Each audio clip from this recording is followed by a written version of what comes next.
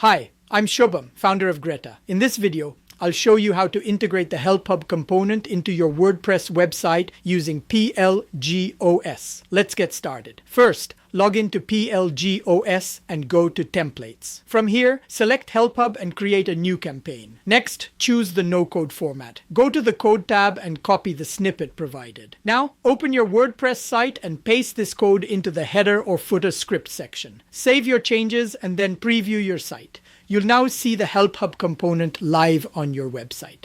If you'd like to customize it, go back to your campaign in PLGOS.